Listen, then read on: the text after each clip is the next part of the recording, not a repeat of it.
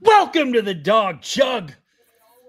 Roger, Ed, we got guest host Lysandra on. I'm excited. Still a little hungover from for the 76ers, but there's one particular takeaway that could carry over. Yeah, so this is one of the most what we got going on? Why am I hearing the 76ers? Or more unlock their three-point shooting. They're going to celebrate that, but this is what best beginning of a show we've had. Darius Garland, right foot injury. This is going to be important. Now, his problem we're picking up something off of your computer. I'm worried. Yep, and I just took it off. Sorry. Ooh. Gotta keep it interesting on the Dawg Chug. I told you, Ed. I am not. That's fair. That's fair. All right, Roger and Ed, if you can start random music now, that'll be awesome, especially during the introduction. Yes. All right, well, we have Ed singing. Ed will start singing. Come and talk to me. Here we go. Oh my God. All right. Well, we have a great show planned. If anyone is going to suffer through this beginning, we appreciate you. Please come out in the comments if you're there. Let's get things moving, Ed, because break that news. Let's go. Okay, let's go. Break Ed news. This is Ed in Columbus with your Dawg Chug. Break Ed news. Struggling Cavs swingman DeAndre Hunter, who reportedly wanted out of Cleveland, spoke and said, "Why would I want to be traded? Seems legit since DeAndre's play embodies what the city of Cleveland is in, a prolonged slump." Let him know. Wow. Mike Tomlin is stepping down as Steelers coach after posting a 28-10-1 record against the Browns. Asked why he was so successful against Cleveland, Tomlin said because the Browns play like they're crybaby fans on social media. Soft.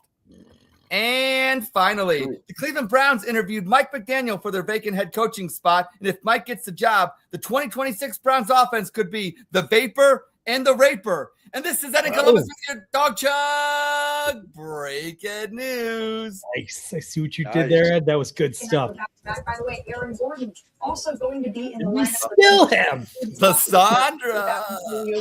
And they need to be. What?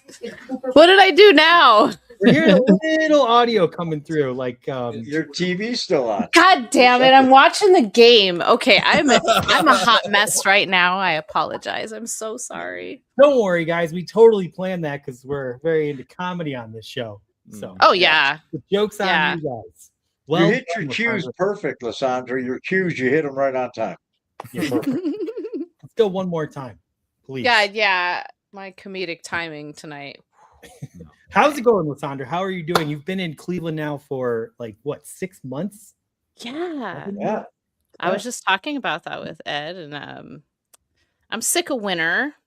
But outside of that, you had to suffer through your first Browns miserable season at home. You're suffering through your first terrible Cavs season. You're about to watch the Guardians be terrible. Yeah. Wishing you were back in Colorado. It's everything I dreamt that it would be. I'm just going to tell you that. It's everything. This is what dreams are made of when you're a Cleveland fan. The teams, they've actually played good sometimes in Denver. Yeah, no, I'm actually loving it. Saving lots of money on rent, and it's just a slower pace, and I'm enjoying it. Speaking I really am. A true loser. Yeah. I'm glad you said it, Andy, this time instead of me. You need to save some money, but you got to put up with a lot of bullshit. Yeah, I know. I was just telling Ed, it's like, live in poverty or, save almost $1,000 a month in rent and deal with shitty weather. And you know what? It's a good trade-off. I'm good. Well, nice. I love the weather. And you're friends with that other guest host of ours, Lana. You're pretty good friends with her. Mm-hmm. How come you're not appearing in multiple movies? I get the notifications, but I just got a lot going on. I wouldn't have time, and I so want to do it. Lana a loser. No. She has more flexibility than I do, is what I'm going to say. So you're saying you let her have these parts. You don't want to take. Yeah, okay. I don't want to take the glory away. I'm trying to take the high road. I'm a classy lady. That's a nice way of saying that Lana doesn't have a life. We hear you. I mean, she comes on this show a lot, so clearly she doesn't Don't have put words in my mouth, sir. Don't even get me started on the people that watch our show. What are you guys doing? Hey, I know, right. I told you it's just a matter of time before Lana has a trailer and wardrobe for the Dawg Chug. I can't It's wait. it's just a matter of time. She could have the Dawg Chug logo on her trailer. I'm actually getting some text messages. Can you turn your TV back on? The fans are saying the show is better. Yeah, Andy, speaking of those people, shout out Steve. Shout out Steve. Steve's here. And MC Lawrence. Shout out to you as well. So, yeah. Hey, I do have some last week you guys remember Jack called in and for the jersey. And his birthday was Monday night. We went to Mike's place and then he got a Myles Garrett jersey and a poster. And so he had a great birthday. And then so this happened yesterday. Henry, the 5-year-old, says he wants Dairy Queen. And I said, you don't have Dairy Queen before, do you? I have Dairy Queen. He said, I'm calling the Dawg Chug voicemail. That's right. To see if he can get you guys to help him to get some ice cream before. And that didn't, I didn't let him use the phone. Oh, so man. he was going to try to get you guys to get me to get him ice cream calling you. You should do that. Rejected. We would love you guys to your son. You guys live in Northeast Ohio. You should definitely have your treats before anything else because what else do you guys got? Henry's got a mouth like a sailor. I'm not letting him call in. We're a family show. All right. Well, we are a family show, and I hear we have a great top 10. So, Ed, I'm turning it back. We do have a great top 10. And I do want to shout out. I do have this on. Shout out to Gary at my work who made this with his 3D printer. It's kind of like the turnover chain that the Miami Hurricanes have, but it's a brownie elf kind of thing. So shout out to Gary. I love it. And the theme tonight, Andy, is cucks. And so tonight's top 10, and you're going to love this one, Andy. Tonight's top 10 is top 10 things a Cleveland sports cuck says. 10 things a Cleveland sports cuck says. Number 10, the Browns have more titles than the Steelers. Like, who even knows about the AAFC? Nothing super about that. Number 9, the name Indians is racist. Fuck you, libtard. And even homosexuals think Guardians is gay shit. Number 8, Art Modell was the devil. Sure. But you neglect to talk about the piece of shit city council and loser mayor Mike White. Number 7, Mike Tomlin is just average. If average is 19 consecutive winning seasons with a Super Bowl win, sign me up for average. Number 6, fuck Kyrie Irving. No, fuck ain't no party like a Diddy party LeBron. Left your ass twice. Number 5. Tell him, Ed. Yeah. Number 5, we don't need a dome. Yeah, because freezing your ass off while the Browns get beat down on the mistake by the lake is awesome. Sure, Jan. Number 4, the rain delay cost us the World Series. No, bringing in Brian Shaw, who gave up 2 runs, cost you. Thanks for the no title, Tito. Number 3, tanking is for losers. No, winning meaningless games so you miss out on top quarterbacks is for losers. Number 2, Cleveland is a great sports town. They obviously are not referring to great as in championships since those are about one every 50 years. And the number 1 thing a Cleveland sports cuck says is Super Bowl Super Browns. And that's tonight's top 10. Ed. Not out of a cannon. Out of a cannon. Hey, Roger, Ed. send that one to your buddy Ken Carmen if you must. I'm putting you out on Front Street. There you go. He did look very Wow, well done, Ed. You were on fire. You forgot, though, that we get to make fun of the Steelers for losing another playoff game. What a bunch of idiots. Oof. That Andy, that's the cuckery I'm talking about. I understand. That's why I said you forgot that one, but it still feels. I know. And you know what? I wanted to, that was going to be the ones I brought up, but I mentioned number 10 with the championships and the Super Bowls. But here's the thing, Cleveland, and I'm glad, take all the misery and all the fun that Pittsburgh's having right now. But it just irks me a little bit, and maybe that's the Pittsburgh dad in me. My dad is from Pittsburgh, but the fact is, like, you guys you get on your social media and ha ha ha, and we'll have John Hilberry on later on in the show. I can't wait to talk to him about this. But are you guys get more happy in Steelers losses, or are you guys ever going to actually celebrate like Cleveland? I understand it's completely pathetic to laugh at the Steelers losing another playoff win, but that's all we got, unfortunately. I do have to say that my timeline is way more lit when the Steelers win or lose some MC, money. MC. Yes, They thank get you. MC Lawrence coming through. Thank you. I'll tell you this, Ed. Ken Yeah. Carmen did like my post about Browns Oh. fans' infatuation with mediocrity, and that Brian Sipe is the epitome of that, where he threw an interception on 2nd and 9, from the 12-yard line in a damn wild card game, and Ken Carmen liked that. So he's on board with our, cookery here. Okay. Well, And there goes Roger self-promoting himself again. He's taking it. he page loves out of his it. He playbook. does that a lot. I do. You can catch me every day on X. Yeah, there you go. It might be pathetic. The Steelers did have another successful season because Baltimore missed the kick and both their coaches got fired. But again, we have won a playoff game before they have, and that feels good. And until we can't say that anymore, we get the luxury of saying that, and it matters. So, and it don't matter that it was a COVID, no crowd bullshit game. We'll take it. Yeah. I mean, Stefanski wasn't there, so that's probably why we won. There you go. all right. Well, do we have updates today, Roger? No update. No updates. Okay. He's not going to work back-to-back weeks, Andy. Come on. Well, once we get right, it's not in my contract. Back to back. That's a lot to ask. But once we get coming up in February, things are going to be moving a little more smoothly. We add more content. Things are going to happen here at Dawg Chug. So you got that to look forward to. Shout out Phil. That's my guy, Phil. Shout out Phil. All right. Well, Roger, I know you worked really hard to get tonight's guest. I see him in the green room. Let's not keep him out. Yes. He's too good. So, do you want to? The cue, Roger. That's a cue. That's on me. That's a cue. Yeah. Lana, put I your was still TV thinking back. about. I was still thinking about the update I didn't do. I've been reading about the coaching search, and boom, there it goes, pops right in front of me. The number one answer. He applied for both coaching and GM. It was down to him and McDaniel. McDaniel flew out of town. I thought this guy was in as the head coach back then, and something fell through, and we ended up with Kitchens. But he's back at it. He's going to go in. I think he has I don't know in the interview. We're going to have to ask him when he's scheduled. But our good friend John Hilberry, Coach Hilberry.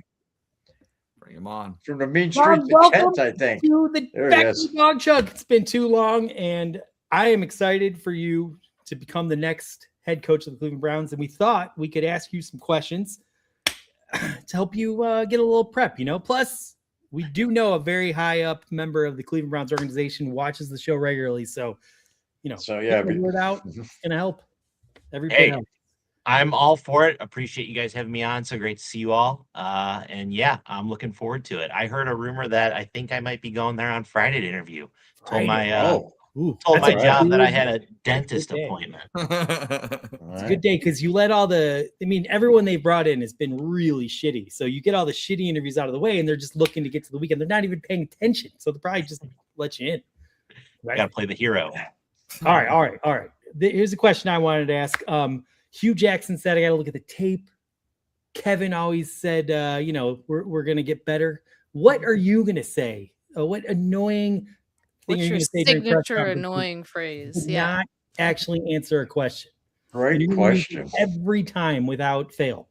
I found out this week. So random. We had the FBI do like a visit to work to like talk through negotiations with like hostages and all that. And I took away a couple things that I think I could bring to this Cleveland Browns position. But the one Excellent. thing that I want to keep telling people is I understand. That's great. All right, hold on. Let's try this out. Okay, your team only scored 3 points on offense today. Why did the failures happen, Coach John?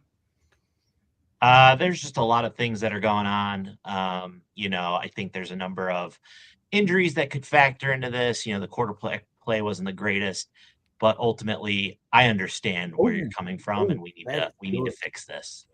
I can't wait to throw a dart at your face every time. What you is- say that. What is Grossy going to say to that? Yeah, Yeah, no, take that. I understand. That's genius. You know what? I wouldn't. Let's cut this part out of the feed because I think another candidate's going to steal that. what I'm worried about. Yeah, don't want any of my strategies being leaked. All right, here's the question for you. I know you're not part of the front office, but every member of the Cleveland Browns leaves the quarterback situation even worse than it was. So how could you take this, room that has Deshaun Watson and that little guy? How could you make it worse than that? Oh man, if I had an opportunity to maybe make an offseason signing with the -$3 million that we have, I would love to bring in like a Daniel Jones. Like I feel like I feel like the moment Daniel Jones started playing in the NFL, he was destined to be a Cleveland Brown at one point or another. And why not now? It's fresh blood. We're looking for a veteran presence. He had a great showing with the Colts until He's his fresh leg off an blew out. injury. Fresh off an injury. What could go wrong? You understand. Yeah, I understand, and I think that it could get a little toxic if we sign Daniel. Wow. So I think he could also be a great fall guy as well. That was a good answer, but let me help you in case it comes up on Friday, how you can make that a great answer. 4th round pick to get Kenny Pickett back in town. Let's go. Oh. I got a question for Coach John. Now, Yeah, what's up? One thing about the Cleveland Browns is they've always been, entertainment, TMZ worthy, and you don't seem to shy away from that because you understand that. But you got the Shadorians, you got the Watson Warriors. Now, I don't really care about on the field.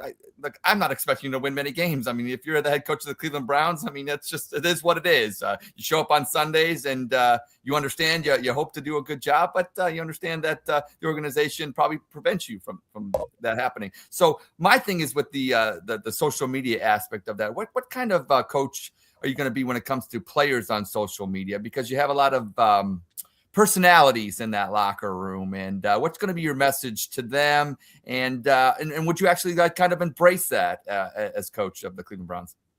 Tell you what, I've got one rule, and it's be your own brand. I think be respectful, be your own brand, be whoever you want to be online. Nothing matters anyways. If you want to go shit talk your opponent, go shit talk your opponent. If you want to make death threats like Jermaine Whitehead did, go for it. I don't literally care. As long as you're making plays out there on the field, I don't care what you're doing for the other 23 hours on a day.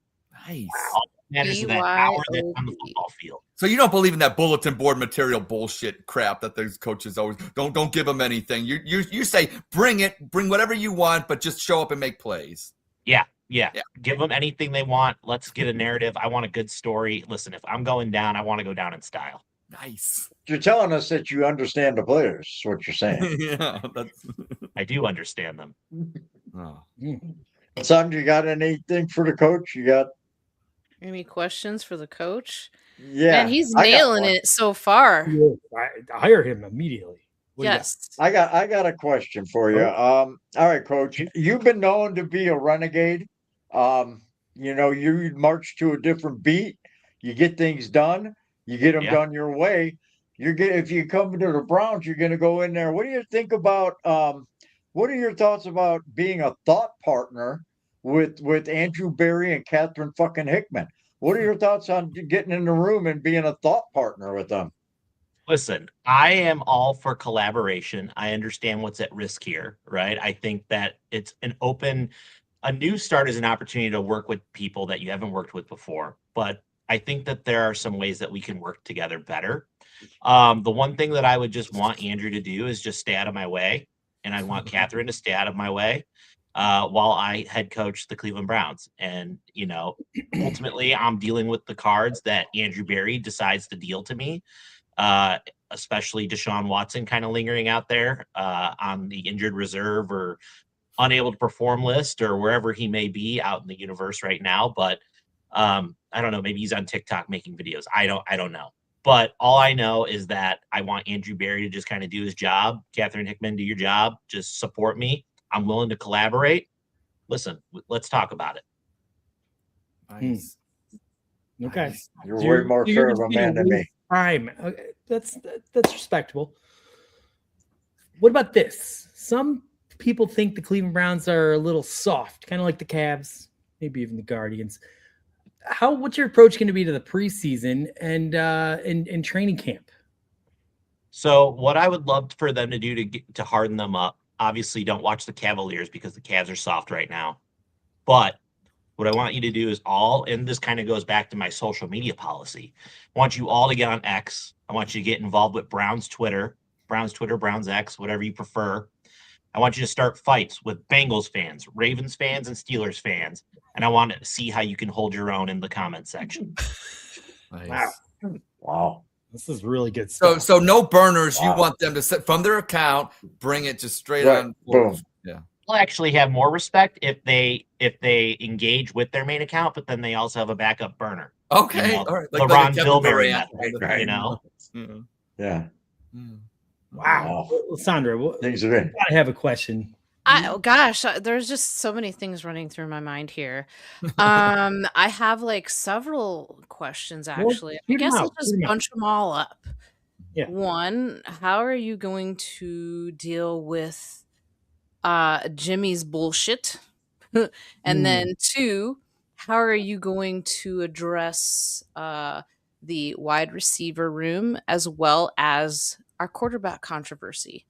And that all kind of ties together considering, some of the decisions that are made higher up.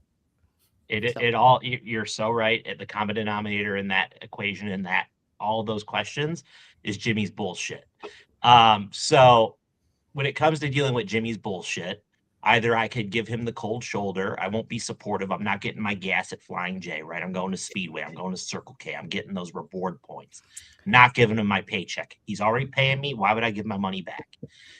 In terms of that, if he's trying to talk to me and kind of, give his point of view, which usually makes no sense. He should just be there to sign blank checks. I'm just going to continue to hit him with an I understand. And, if that falls on deaf ears, perfect. But at least he'll know that I understand. When it comes to wide receivers, so, I've been thinking about this because the Browns are in an interesting point right now in the draft stack and order. I think they're picking number 6 if I'm familiar with the flow. I still haven't. I'm still a little bitter over the end of the season with everything that was kind of going on. But I would absolutely love. So I think there's 2 ways that you can look at this. I think you can get a top wide receiver off the board at number 6, such as Carnell Tate. Like I would love to have Carnell Tate for the Browns. Or if you were looking at the number 6 pick and kind of looking for like that blue chip offensive lineman, top tier prospect, and then you have an opportunity to draft with that Jaguars pick later down in the first round. I really, really liked Mekhi Lemon. I think that he would be a really cool player to fill in the wide receiver room as well. So you think they have to go tackle and wide receiver first round, no matter what order, basically? I think that is like, because I think the offensive side of the ball is really what they need. Like they have to retool that from the ground up. Like I think there's no way going around it. Like you're going to have to focus on it, right? I think worst case scenario, which is also best case scenario in this aspect, like if there's just not a guy there for offensive tackle or wide receiver that you feel confident picking, and you don't really want to like chop it up to a fringe quarterback guy just to say that you took a top, 10 quarterback pick. I liked Caleb Downs as well. Like go get a generational-esque like player that could really be a blue or a cornerstone for the defense in the backfield. Like that would be a really great pick. Just take the best that's available. But ultimately, like either if you have the ability to take Carnell Tate, take Carnell Tate, and if he's not there, take an offensive tackle and get somebody with that second pick. Nice. All right. And then. Coach. Oh, no, go ahead. Go ahead, Tom. Sorry. Oh, I was just going to say quarterback. Let's just keep rolling with Shador. I saw enough. I was throwing up the wrist. Might have been too many beers in the stadium, but I bought one of those Shador fucking Sanders t-shirts, and it was great. Nice. Coach, I saw some things. I'm sorry, Roger First, Chicago Falls, Dawg Chug.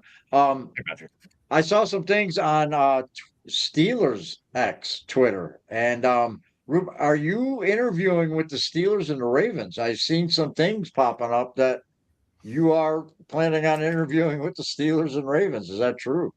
I heard that. I can't say that I'm tied to those job openings, but I will say I saw Ron Bilberry is out there getting interviewed. So good luck to Ron. I know that he's a great candidate out there from Northwestern, but yeah. I don't see him much on my feed, and I miss Bill. I miss him. He's good. Yeah, he's hard to get in touch with. Sometimes Ron is just a little too busy at work, talking to the FBI and all that other random fun stuff. He's my favorite follower, Ron. All right. Thanks, Coach. Got it. Anyone else have any pertinent questions? Yeah, I have one more question because I love how Coach is all about the brand and the social media aspect of things. But what would you say to the Browns social media, like the people on X and stuff like that? Do you think they need to toughen up? Do you think they need to change some of their behavior, or do you like what you see on it? It's funny you bring that up, Ed. It literally, I was thinking about this the other day. I think they had it's been within the last couple of years, but the way that they've approached social and the way that they have like their tone of voice and like their brand voice online, it's very like teenager-esque. And like when you think about like how they would tweet like 7-8 years ago when like Baker was the quarterback, or around like that time, like Dorsey era, I don't know. I feel like the social media landscape has just changed so much that like brands are interacting like actual people online. And it's just so weird to see, because it's like, I don't like, yeah, the Browns can do whatever they want on their pages, but also I don't want them acting like one of us almost. Like I want them to be professional, and I want them to give us the content that we really want to see outside of like, like I love like artist collabs and what they're doing with the community and all that. Like that's all super great and stuff. But like when they're acting like a 16-year-old girl that just got her first iPhone, like I don't want to, like, they'll be like, oh my God, Miles broke the sack record. It's like, cool. Like, but like, why did we have that tone of voice? Nice. Just my thoughts. Well, I think you're going to nail this interview on Friday, but it's important to go out with a good closing statement. So Yeah. why don't you hit us up with how you would finish your interview on Friday, and if we have any feedback, we can give it to you, help you get the job. Yeah, absolutely. So, I would let, Jimmy and JW, I'm sure JW is probably going to be in that interview as well, along with Andrew Barry. I just thank them for the opportunity. The thing about being, Cleveland Browns, the opportunity to be a coach in the NFL. I mean, it's one of 32. Like just getting to that point where you're being interviewed and considered for those roles is incredible. So again, thanking them for the opportunity, congratulating them on the enormity of all of their success. I think they've done such a great job building this team into a true head coach destination. And ultimately, like, I understand if they don't want to go with me. I'm not very qualified, but it's almost like we've seen every single other possible route. So what's the harm in letting a fan do it? Wow.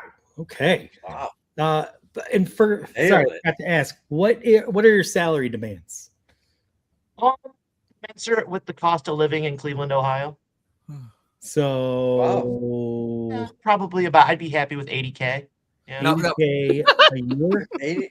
80,000 a game? No. Salary yearly, yeah. Just, 80,000. Wow. Okay. Wow. Yeah, 401k match, healthcare. If you don't get this interview, we're pretty sure our friends down in Cincinnati are going to lose their head coach, and they're going to be looking in Mike Brown. If he hears $80,000 a year, he's going to fire. Butch Davis got a heated driveway. Butch Davis got a heated driveway. You don't even want a heated driveway? Paul Brown Jr. will be texting in your DMs before midnight. Wow. Listen, I would, if Mike Brown offered me the head coach position for 80K, I would just hope that he would send the same car he got Joe Flacco in, so I could ride down 71. Yeah, no driveway. Just give me my little apartment here in Fairview. Let me have fun with it. Hey, John, when you're going through on 71, when you pass through Columbus, come pick me up. I'd like a spot on your staff. Be sure to let the Uber driver know. Thank you. Thank you. Okay, well, that was awesome. I think you guys are witnessing the next coach of the Cleveland Browns. Hey, Coach, one more question. Who's your pick to be if it's not you? Oh, well. Who's your pick? Roger, I'm glad you said that. We're not letting John leave without putting him under rapid fire. Okay. All right. We're not. There you go.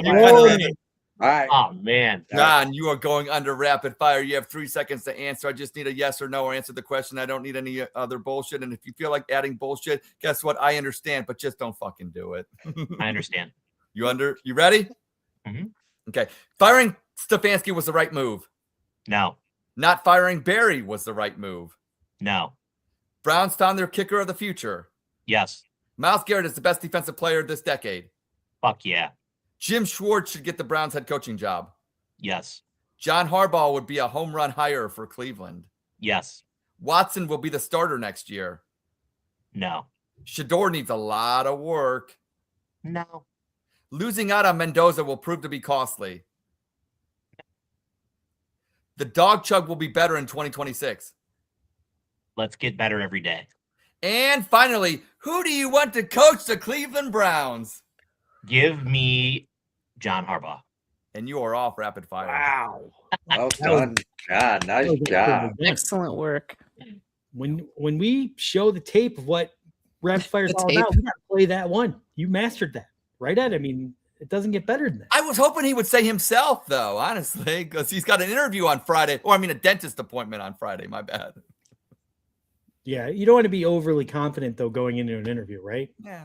You got to Nah, see a little. nah. You already little said. humble. Hopefully they stopped watching, or Andrew Berry did, because he already said that Andrew Berry should have been fired. So we're hoping we won't play a clip of that. Oh, we blocked him a while ago. He can't even watch That's anymore. true. Oh, my That's boy true. Phil does want to know. How are you going to deal with the aunties, the Shador Sanders aunties that It's all love. Listen, I love All a good love. dialogue. If you can change my mind, like, listen, I'm all about perspective. Like, listen, the only like hill that I've ever died on for the Cleveland Browns was the Baker Hill.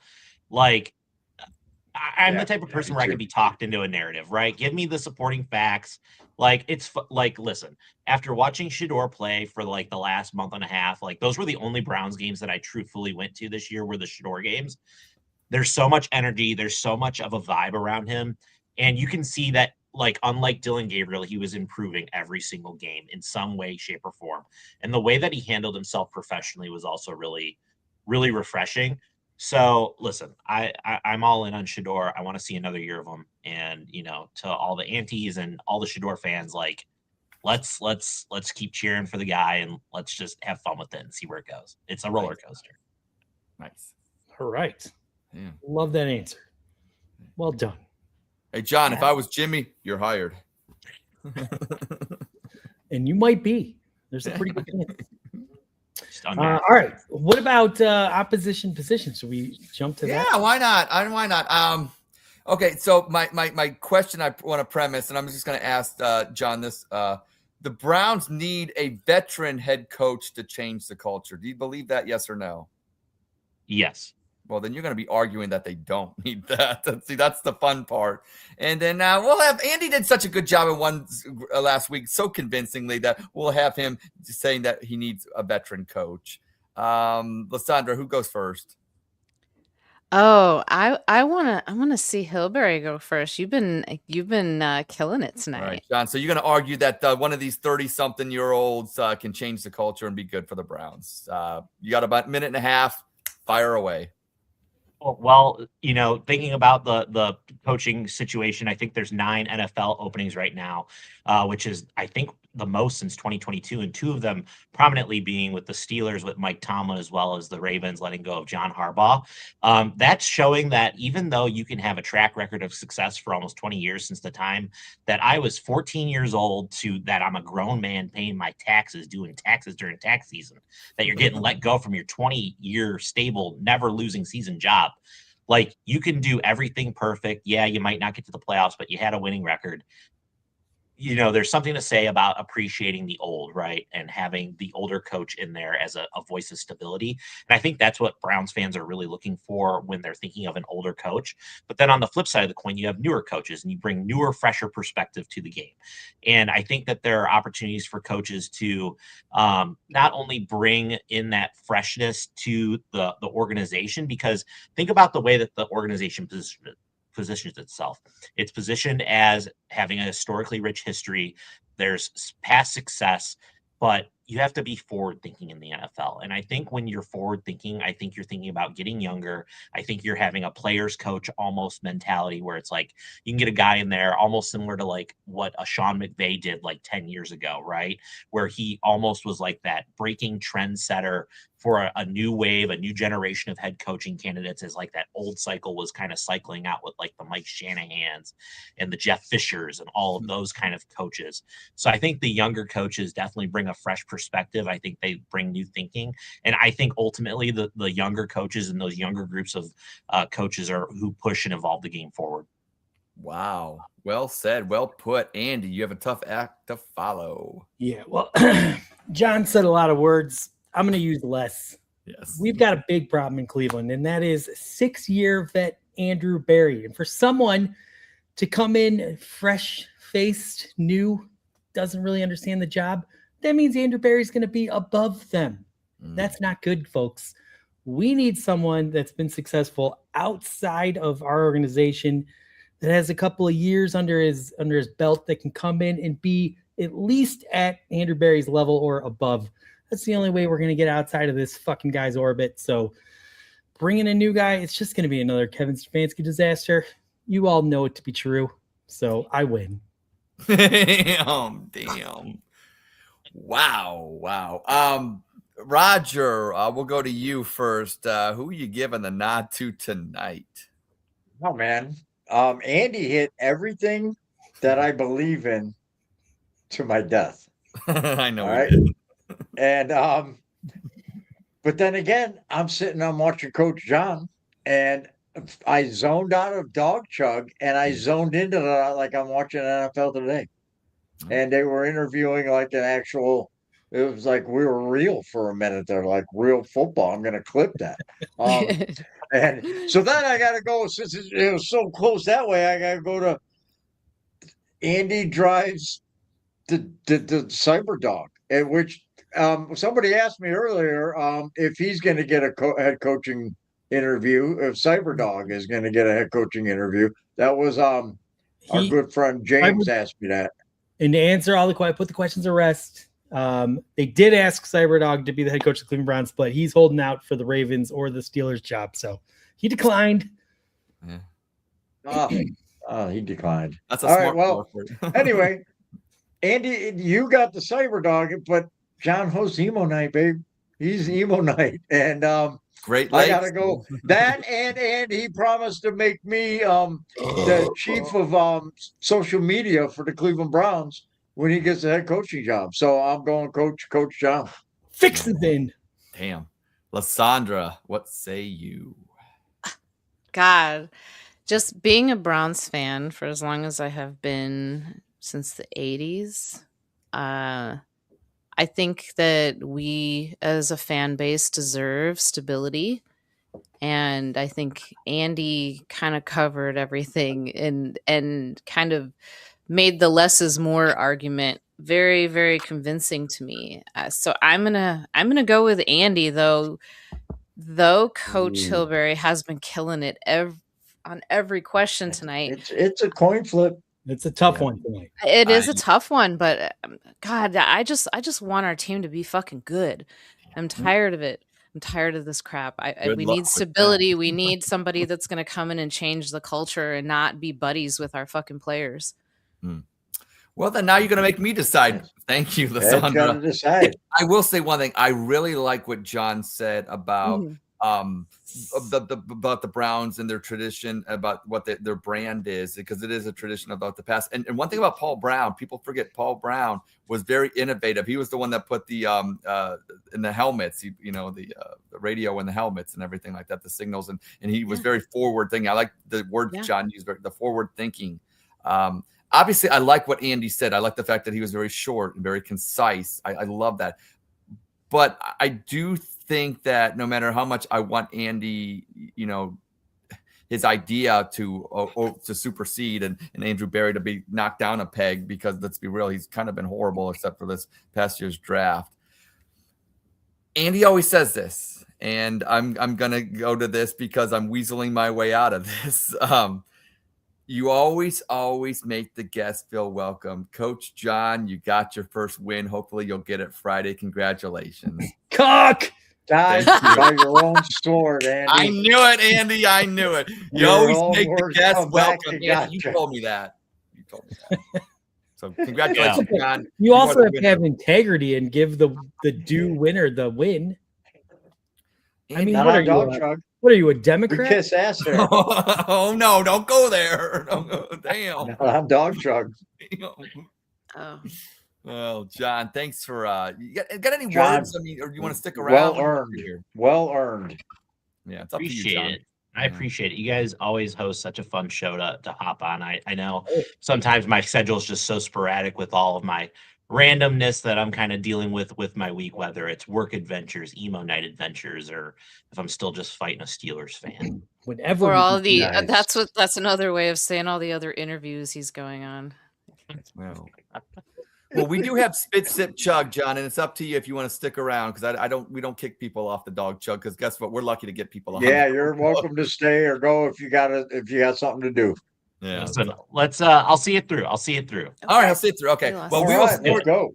Well, we'll start the staple of the show. It is Spit Sip Chug, a game with so much claim and fame. And yes, Andy, I did give it its name. It's a game where these are statements. I will say a statement. They're not a question, so don't question my statement. If you heavily agree with that statement, you will chug.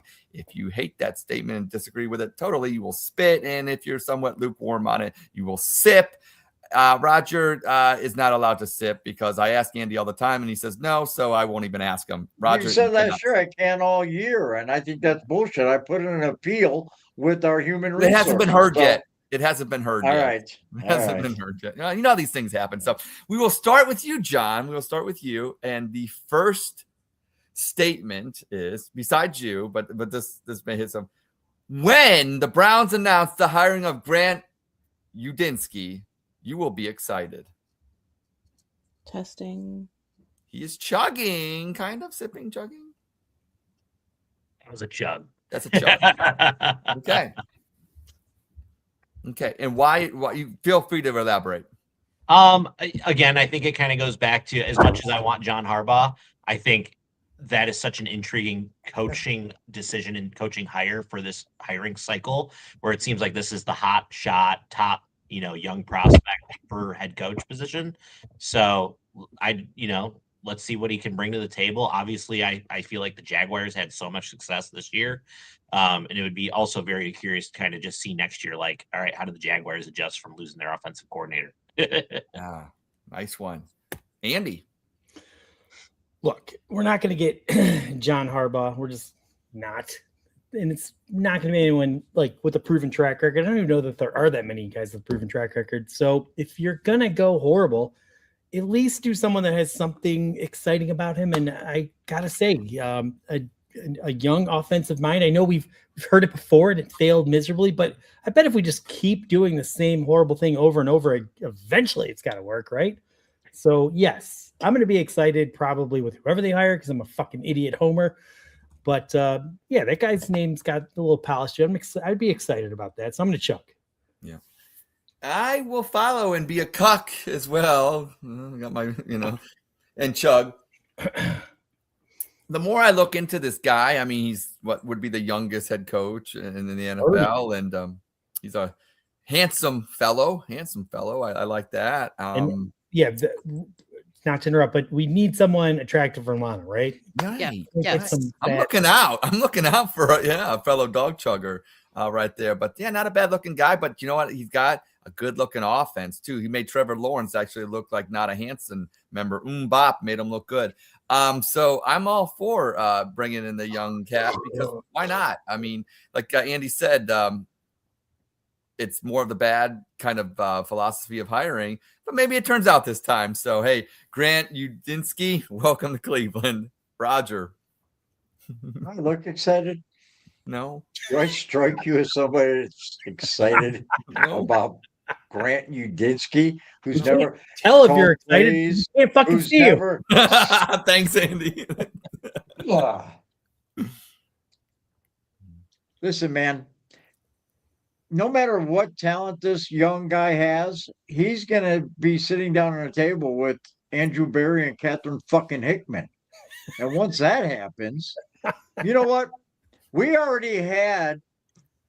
People talk about Sean McVay. Sean McVay walked into a situation of a team that was ready to win, kind of like Andrew Berry and Kevin Stefanski walked into. And you know what? They're rebuilding something that they never won anything but a bullshit COVID game with nobody in the stadium. Am I excited about them hiring a guy that's going to just do what they tell him to do? And no, not at all. Absolutely not at all.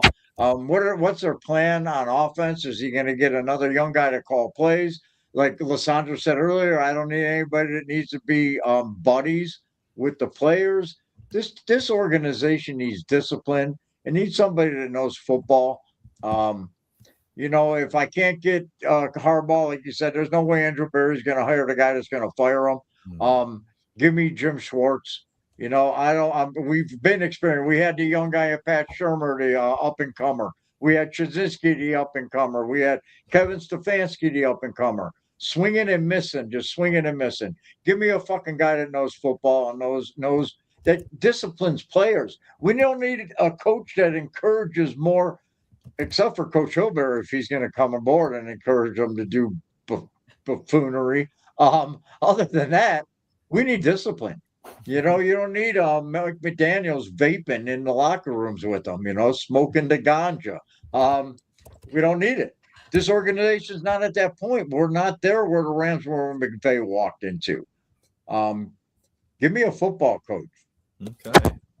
Well, not a mathematician. I'm going to give you Lissandro. What Lissandro? Go ahead. He said ganja. He had me at ganja. I'm gonna have to, yeah. I am going to have to, what is it? Announce the hiring. Will I be excited? I'm gonna spit. I'm not gonna be excited. And I just took a sip, so I can actually spit out what I sip. So, there you go. Now I don't know too much about the guy. I do know that apparently he is young and attractive, and I did some quick homework on him, and I think there are some advantages because he's known to have revived quarterback careers. And has an offensive mind. But on the flip side of that, I would have to still agree on my stance of having a head coach that is established, that is a culture changer, and that's going to be able to walk into a situation that has been an ongoing lifetime struggle of trying to get a championship in this city. And so with that, like I said, I'm not excited about it. I would like to have somebody with more experience that will come in, change the culture, and not be buddies with the players. And yes, the fresh perspective is good, but I would have to say like a truly good coach is going to have a fresh perspective, and they're going to be able to evolve and be able to create a winning team despite not being 30 years old. So nice. Okay. Yeah. Hey, just one more thing. Just think how easy, if he does become the coach, how easy Strudinsky girl's just going to roll off people's tongues. Strudinsky girl. There you go. Oh my God. Well, that's forward thinking, John, right there. That's forward thinking right there. Is that what we got? Andy, we ready for statement number 2, or do you got something brewing here? All right. Okay. Statement number 2. I like this one, actually. I wrote it, obviously, but the Browns need to keep Jim Schwartz at least as defensive coordinator. Yeah. I'm going to annoyingly sip on this one. It all depends on who you hire. I hope it works with Jim Schwartz. I think he's a great defensive coordinator. I would love for him to continue, but obviously he's not going to mesh with everyone, and I don't want them to force anything down anyone's throat. That would be a big mistake. If we get a young guy, it should absolutely be Jim Schwartz, though, especially if it's an offensive-minded guy. Other than that, it might be a little confusing. So I'm going to sip, and I apologize. I apologize as well. I'm going to sip as well, because I do think that they're going to go with the young offensive mind for the coach. And yes, you want a veteran defensive coordinator, but I'm not going to tell Grant Udinsky or whoever they hire that you have to keep Jim Schwartz. I don't think that's fair. But I mean, I think Jim Schwartz, obviously keeping him, that would be a great thing. But at the same time, you can't force somebody because, it's their job as head coach to lose and go down with the ship their way. And that would be with their people. I will say one thing. I'm just so glad Bubba Ventrone is going to be gone no matter what, special teams coordinator, no matter what happens. That's a win for Cleveland. So, but I'm sipping on the Jim Schwartz thing. Hope he stays if it all works out. But if not, hey, thanks for your service, Jim Schwartz. And you helped Myles Garrett get the sack record, 23 sacks. So congratulations there. And you had a pretty good defense in your tenure in Cleveland. Roger. I found a loophole, and I am going to chug on Andy and Ed Sip. So I'm chugging on Nice. Sip. All right. He doubled the sips. Well played.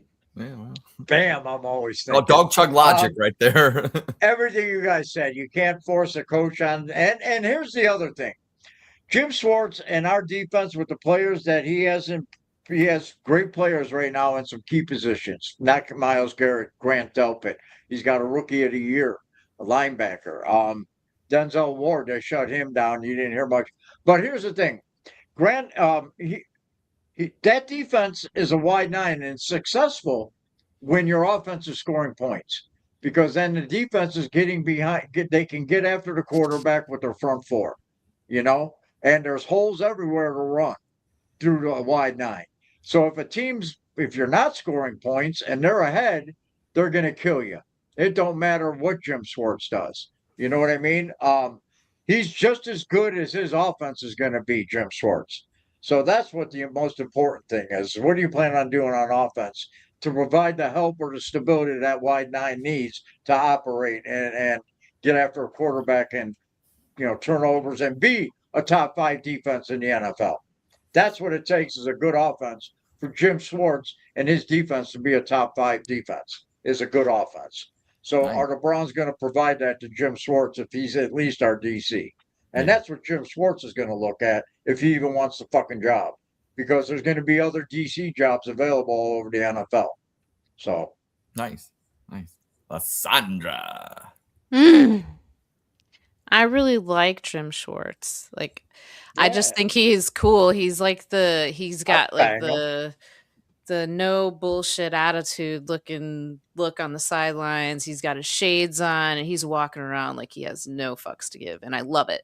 And I just love his presence. And after listening to what Ed had to say, you made a really good point. You can't sit there and force a coach to keep, another part of the staff that's not, what you had in mind.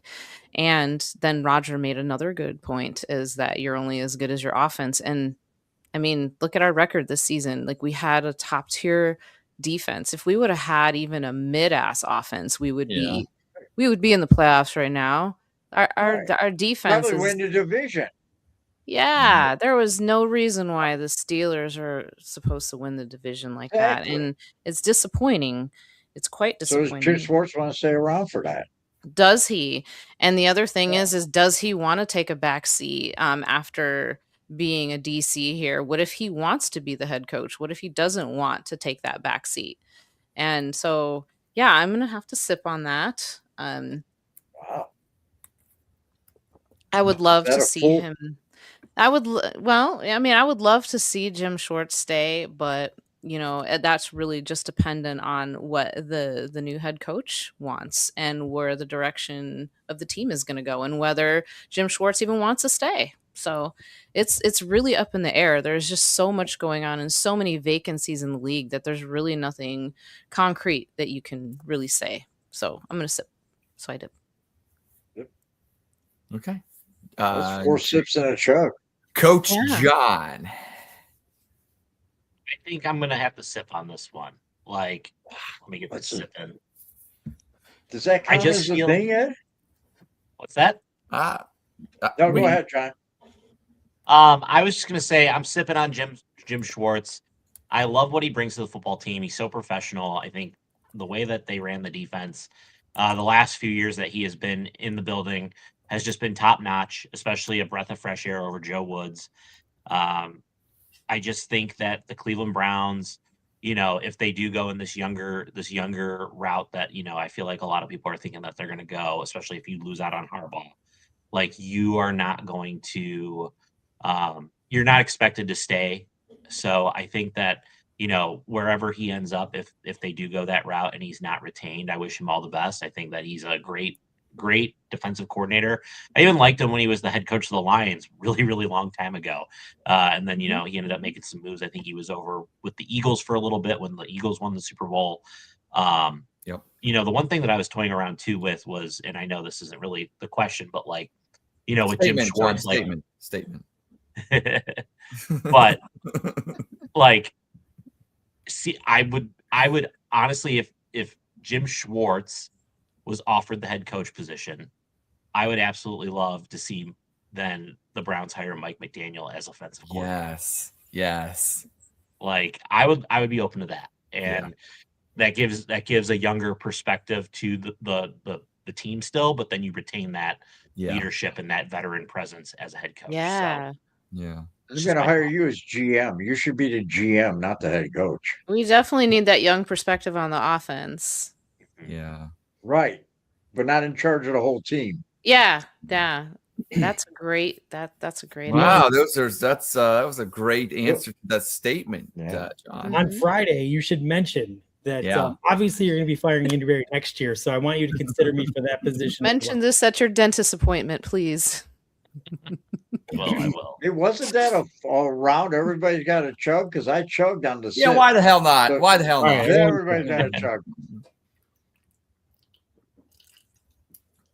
And our last spit, sit, chug statement's a little fun, and I want to take us away from the Browns because we've ruined the show talking about the Browns the whole time. And I did say we're going to talk about Cavs, but they suck. This one doesn't suck, and this one's kind of fun, and I'm kind of on the bandwagon a little bit. And we'll start with me. I like it. But Indiana is the greatest college football story in the last 50 years. And as me being the Ohio State Buckeyes, one of their number one fans and a graduate of the Ohio State University, I love the Buckeyes. And they lost the Big Ten championship game to Fernando Mendoza and the Indiana Hoosiers. But how can you not fall in love with Coach Cignetti and what they're doing over in Bloomington? I mean, it's fun, and hopefully they will get the job done against the Hurricanes in Hard Rock Stadium in Miami, where Fernando Mendoza makes a trip home, where he grew up only like a half a mile away. I mean, it is a fun story. And the fact that they turned the Indiana Hoosiers, who was a basketball school, now they're kind of dead in basketball, and they're winning football games. And as a fan of the Big Ten and a fan of Ohio State, I could have never saw this coming in the way that it's been turned around. I mean, if you aren't on board with this and find this a feel good story, then you don't got a pulse, I think. But I definitely would say maybe it could be the greatest college football story ever. Who knows? I said 50 years because I was just trying to put a time on it, but maybe within the last 100. I mean, so I definitely am chugging on that. And who's your daddy? Indiana. Let's go. Roger. I'm chugging. I'm a Big Ten fan. I'm going to name drop. We need the graphic that says long-winded. We need name drop graphic because Lima came out. He's a Buckeye graduate, and he came out and kind of declared his allegiance to the Hoosiers. Yeah, me too. And I mocked him a little bit for it. And but Ed, you're right. What a great story. What a head coach. It's almost like it's a time warp and we're back in real college football. Yeah. Is what it feels like to me, like real Big Ten football. And here comes a dog out of nowhere that hasn't won anything ever. And Indiana's a basketball state, all that. And it's a great story. It's a great story at the end of what the college football's dying. It's dying, and it might be the best story, and the best way for college football to go out is for the Hoosiers to win a national championship before it's full-blown semi-professional football with the redshirt changes coming, which is needed, definitely needed. More, eligibility for these players to grow and get better, and make NFL better, and make the college football game better. So, the Hoosiers, really, collegiate football's dead. And for the Hoosiers to win a championship would be a great way to close it out. So I'm chugging again. This is the end of my Edmund, and I'm drunk. Nice. Lysandra. All right. While I do love football, I don't follow college as much as I do NFL, but I do follow enough college to know that I'm going to chug on this. Nice. You know, if we all chug again. Just saying. I ran out. God damn it. Okay. I'll just fake chug then. There you But- go. Yeah, I do it all the time. So yeah, I am gonna have to chug. It's been refreshing to see this. I know that this is kind of like what you all were saying. It's like one of the last great stories before college football truly changes. And the one thing that has made this a really fun story is, I mean, I feel like stories like this are going to happen more and more now that there's a transfer portal. There's a lot more, I guess, Good more point. even distribution of talent, and you're going to see a lot of just random teams, I feel, in the coming years just come out of nowhere and have this kind of story. But for Indiana, I think it's awesome since they've never won anything. But I feel like you're going to see the resurgence of schools just like Miami. They haven't been legitimate and relevant since the 90s. Back. I mean, Yeah. I mean, these schools are starting to come out of nowhere again, and I think it has a lot to do with the fact that the transfer portal is open, and it's allowing these players to not have to be tied down to playing under a Nick Saban or something like that, and it's distributing the power amongst the NCAA, and it's not making just single powerhouses anymore. And I think that I think it's great. I think this is an awesome story. Just Nice. it's giving some of these kids that would never have been noticed before. I mean, a place on the national stage, and Mendoza. Wow, like I said, I don't. You look good in brown and follow- orange. Oh man, I know, but just watching him, he's just so accurate, and he's just so cool under pressure. Fun and exciting. Just think the Fucking Raiders are gonna get him. Oh, the right. Raiders are going to ruin his career in 3 years. I know. We got that to look We forward could have to. been the team to do it. Gosh, it would have been I fun. know. I I mean, know, I at feel least so. like All right. God, but John, what say you? I'm chugging on this one as well. Nice. I think it's such an incredible feel-good story. I think, I think a lot of the points that were stated, I mean, these random programs that are getting the visibility in the spotlight versus in Alabama, right? Like, think about how often we saw Alabama in the national title scene for the last 15, 20 years versus now a team like Miami versus with Carson Beck as their quarterback versus Indiana for the national title. Like, it's so fun.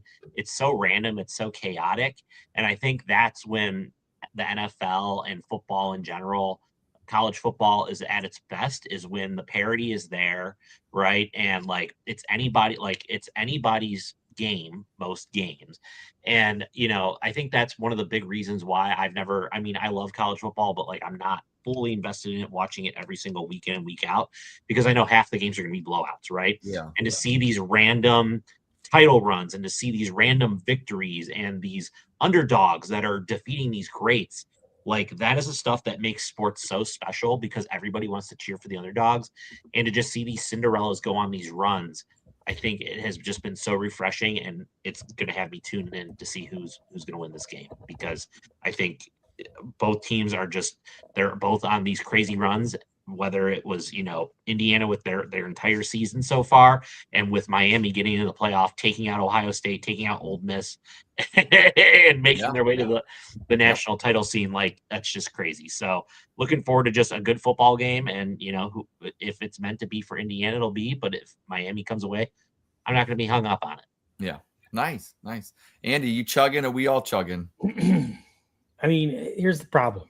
Oh, geez. Can't call something the greatest story if they lose on Monday, right? It's a Monday. It's kind of still a good story. It's a great story, but it can't be the best. Oh, If they shitting, blow it Andy. at the end. It's just not going to be. If they come out and lay an egg against Miami, they're huge favorites. I believe they're going to win the game. Yeah. And if you ask me this question next week, I'm going to chug, but I It's a can't do it yet. statement, Andy. It's a statement. I have to wait. I mean, look, they were plus 150 odds to win the national championship before the season started. If you put He's just trying not to $100 chug on it, because he's hungover. you would have won life-changing money. So, of course, this is a great story, but they gotta get the job done before I'm willing. I mean, Ohio State was a huge favorite to beat Miami, and they didn't get it done. So right now, I got to sip. That'd be super. What a buzzkill. All right, fine. Yeah, that was a heavy sip. I will say one thing because we're all not chugging, and I said right now, go around. Would you take Kurt Signetti to be the Browns head coach, Andy? Oh, of course. Okay, me, yes. That's the funny. Like, Yes. anyone who thinks that's going to happen is a No, but I'm just saying, would you, that guy's John? got the balls. Only if Hillberry takes the Steelers. Yeah, well, John, what do you would you take Kurt Signetti? would sign him 10 times faster than he would let himself for an $80K to take that job. That's true. That's true. The guy's very impressive. Wasn't there one more? There was one more, but you just it's so Browns related. I don't want to do it. I don't want to do it. All right, well, let's do it anyway. Fine. I ran out of beer. You'll start with We Roger. could just Go answer. get a beer. The Roger, Browns will go trade Roger. Dak in the draft. No, Browns. the other one. The other one. That is the other one. Oh, I had one more. I put it in the private chat. Oh, did you? Oh, okay. Oh. Let me hide it and then private chat. Did you? All right, I'll read it. We're very confused. Yeah. Okay. Here we go. Oh, jeez. Roger's newfound hatred of Catherine Hickman is as annoying as his constant bitching about Paul DePodesta, John Dorsey, and OBJ. Roger, what say you? Chug it. Yeah. Lysandra. Hey, you know what? I'm gonna chug with my drip. Take the chug. John. Chugging just to chug at this point. Chug. I'm also chugging. I'm chugging too. I think the day that Paul DePodesta left, Roger was like, "Oh fuck, I got to find a new guy to bitch about." Oh, I'll be this time. Yeah. I want Roger to explain himself. This Catherine Hickman thing. You really dislike that lady. Just do you care to like give Elaborate? a couple yeah. No, you know what? No, you You know, careful what you everybody wish for, Ed. No. Everybody says that she's so smart. Listen, Einstein was fucking smart. I don't want him picking my quarterback. You know what I'm talking about? She's a fucking lawyer. She comes from the Canadian Football League. She's a DEI fucking hire. She has no business being in the front office of a horrible franchise. Let her go practice somewhere else. It just drives me insane. It drives me insane. She came out and gave this fucking word salad fucking dialogue about the process is working. Don't pay attention to the fucking results. Our process is working. What's the process? Fucking losing? That's working great. Get the whole thought partner thing, just all of it needs to fucking be blown up. Hillberry, if you get in there, I want to challenge Haslam. I'm going to do it right here on Dawg Chug to a what's the dude's name from Westlake? Ed, the boxing match. Oh, Paul, Jake Paul. Jake Paul, I want to get in the ring with Haslam. I challenge him right now to a charity boxing match, and I get proceeds, and I'll box him. I'm ready to fight him. Okay. All right. Challenge put out there. By the way, the YouTube algorithm after that answer just distributed this podcast to negative 10 people. Yeah. So thank you for that, Roger. Jake, if you're out there, hey, anytime. We're gonna. No, wait, Roger's challenging Jimmy Haslam to a. Yeah, but I want Jake Paul to promote it. So I mean, I want him to promote it. And, yeah. All right, Jake Paul, he's going to be the MC. We'll let Jake Paul referee, and we're going to put referee. Yes. Yeah. It'll be on Netflix too. It'll be on Netflix. It'll be great. All right. Let's see. Is that everything? Well, we could do pick'ems, but I just wanted to say the Chicago Bears won and my pick'em was correct. Why did we lose last week, Roger? We What lost happened? because of Roger. He picked the Bills. Yeah. All right, so we have No. 5 games. No, he picked the Rams and they didn't win by 10. Oh, that's right. Yeah. He fucked up. That was my point. We have 5 games. We have the national championship game and then 4 playoff games. So we're gonna start with our guests. We'll go to Lysandra, we'll go to Roger, we'll go to Ed, and we'll go to me. I'll pick whatever we have left. Okay. So John, pick any spread or any over under on any of the 5 games that we have. I have the odds here if you want them. Yeah, read them off. Well, let's see. Okay. I mean, basically, it comes down to there's only 5 games, so we're all going to pick one game. It comes down to basically what. All right, we got the Bills and the Broncos. Bills are a 1.5 favorite. We got the 49ers and the Seahawks. The Seahawks are 7-point favorites. And I think I said the Bills were 1.5 favorites. They're actually getting a 1.5. I was wrong on that one. The Texans are playing the Patriots. Patriots are 3-point favorites. Rams are playing the Bears. The Rams are 3.5-point favorites. And then Miami is playing Indiana. Indiana is 8.5-point favorites. If you want over-unders, I mean, ask me specifically. Well, I think the most intriguing game for this weekend, outside of the obviously the national championship between Indiana and Miami, is going to be awesome. But my eyes are going to be glued for LA versus Chicago. I think we had such a great preview of that game. I think it was just a couple weeks ago where they absolutely just got into a diabolical shootout. If I'm looking correctly, I think the over under for LA versus Chicago is 48.5. 48.5. That's correct. I would take the over. I think it's going to be an offensive, just shootout level game.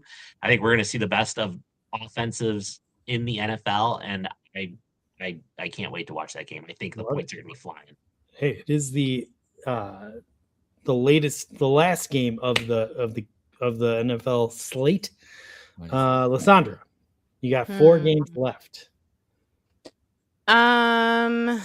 Shit. Okay, so I'm gonna go with the Broncos Bills game just because I moved from Denver. Okay. Damn it. So the That was Bills my game. are getting a 1.5. Broncos are getting a 1.5. It's in Denver. Yeah. In Denver. Struggle. It is in Denver. Now, what do you want me to pick? The spread or the over under? Or either Over under is No, 40. you pick the game. Either or. Oh, gosh, for this one, I'm gonna go. Oh God, see the Broncos secondary is gonna give Josh You Allen. saw my thunder. I was going to pick this game. I was going to go with the Bills.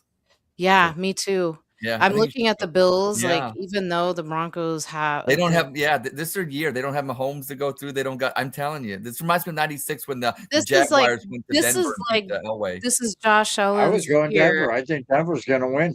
I don't think Oh, so. see, because I feel like this No. is Josh Allen's year to get All right, past- well, I do get too. it in Roger, the you fucked AFC up last without. week. Yeah, thanks, Andy. See, Thank you, yeah, Andy. give me the Bills. All right. See, if you hadn't taken that team, Ed wasn't available to save us because Roger goes Oh, next. see, I've always had a thing for the Bills. They're like my plan. I B would- team. I Lysandra, love you them told me since I the would've went with 90s. Jim Bills. Kelly, Right. Thurman Thurman Thomas. Thomas, Bruce Smith, Yes, Andre Don Reed. Beebe, Andre Reed. Oh man, So good times. Coach That Mark was Levy. good. That was a fun team to watch. We got the Bills. So we have the Yeah. Bills and we have the over of the Rams Bears games. Now, Roger's coming to you. You can pick between the 49ers Seahawks, the Texans Patriots, or Miami Indiana. What's the Seahawks? What's that game? What's the points? 49ers are 7-point dogs to the Seattle Seahawks. In San Fran, or no, it's in Seattle. In Seattle with the 12th man. And then what? The New England's giving 3 in New England. Patriots are giving 3 in New England. In New England, Yeah. Give me the Patriots. Patriots got it. All right, Ed. That Seattle's tempting, though, man. Seattle, I like Seattle. Like, let's just do this. Let's do this. Who's your daddy? Indiana. I'm giving up 8.5 points. I don't care. I think Fernando Mendoza and the Hoosiers put the whooping at Hard Rock Stadium to the Miami Hurricanes and Carson Beck. I just think they're going to steamroll them, and that's why I'm going with Hoosiers. Big Ten football. Big got Ten Indiana. football. All right. I got one game, so I have to pick between the 49ers and Seattle. I think that's a perfectly laid line. I hate that line. 7 points. If it was 6.5, I think I'd go with the 49ers. If it was 7.5, I think I'd go with Seattle. So I'm just going to take the over 44.5 points in that game. I think there'll be a little more scoring. All right. And then the last time they played, they didn't score that many points. We're going to win. They're going to score more this time, Ed. Okay. Fair enough. We're going to win. Right. We got to need the Bills. Well, before we get to that game, Roger's going to have fucked that all up. Don't you worry. I had a good bet. New England's we got a quarterback. Drake May. All right. So here we go. I did win the last time that you won the last time I was on. Yes, you did. Sandra won the last time. Every time I take the Bills, they burn me. Every time. All right. So this bet is going to pay $450.69. Nice. Means you guys will all be winning whatever 1/5 of that is. Yeah, we don't do math on the Dawg Chug. We're not doing it. We're not starting today. We're not going to start today. Okay, we're not going to do it. $89.75 each. Way to ruin it. That would help pay for StreamYard. I'm just saying. There you go. There it is. Right. Well, with that, though, I think it's the end of our show. John, I hope you get the job because, first of all, yes. I mean, I think you'd be as shitty as all the other coaches, but it'd be so fun to know the head coach of the Cleveland Browns and come on our show. That's why I'm in. That's why. You know how they do at 92.3 the fan show? Are you going to come on and give us 10 minutes every week?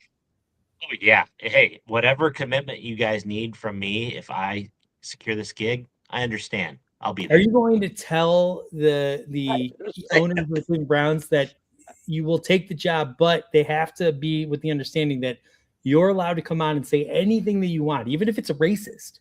You're allowed. Well, I mean, I could talk to Jimmy. I think I could talk to Andrew. They had the Kevin Stefanski show on 92.3, so why not the Hillberry show? John, I just have one request. When you get the job, I want a picture with the coach of the Cleveland Browns and myself under the water tower in North Olmsted. That's what I want. I want us all to have a job on your media team. How about that? I would be more than happy to hire every single one of you. Yeah, you know who's going to get in the way of that is Catherine fucking Hickman. That's oh, yeah, we would be a legal liability probably. By the way, we have North Korea checking in. Yeah. Is it North Korea or is it Berea? We got North Korea tonight. Yeah. Well, that's been an amazing episode of the Dawg Chug. If I do say so myself, Ed, you were incredible today. You're top 10. That was wild. That was fire. It happens. You had a really good breakhead news tonight. Thank so you. well done, you. Roger, thanks for getting drunk again. I know I can always count on you. You're the best. You're as dependable as they come in this industry. Yeah, he does do that well. We've missed you. We're so glad you came back on. I hope you keep doing it because you're way better than Alana. Don't tell her I said that, but it's true. Plus, she's becoming a movie star now, so we're going to need you. So please keep coming back. It's better when we have a female on. It makes us legitimate. You know what I mean? Right. And John, I want you to get the job. You're amazing. You're hilarious. Thank you for coming on and just off the cuff answering all our questions, all our nonsense. That was hilarious. We love you. Our nonsense won't be as bad as the nonsense we're going to get on Friday. I hope you have bad news with your future schedule so you have more time with the Dawg Chug. I'm very selfish like that. You're great. I'm always happy to make the time when I can. Andy tried to get me fired at work because he wanted more Dawg Chug time. So, I mean, it happens. It happens.